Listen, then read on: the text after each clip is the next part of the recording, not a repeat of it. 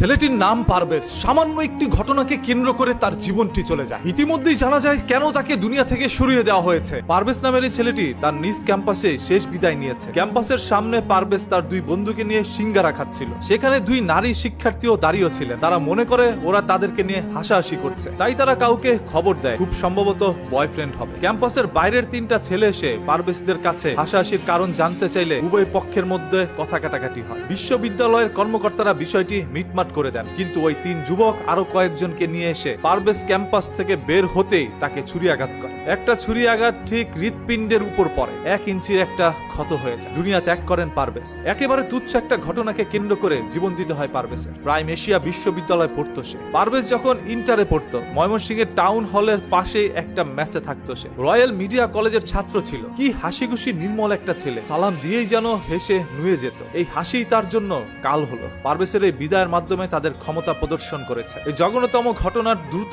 বিচার নিশ্চিত করুন। ভিডিও ফুটেজ আছে অসংখ্য প্রত্যক্ষদর্শীর সামনে। সে চির নিদ্রায় ঘুমিয়ে গিয়েছেন। এখনো তার হত্যাকারীকে গ্রেপ্তার করা হয়নি। সে ঢাবি বুয়েটের ছাত্র না, এই জন্য কেউ চুপ থাকবেন না। সবাই আসামির বিচারের দাবি তুলুন। এই দেশের মধ্যে আবার দাবি না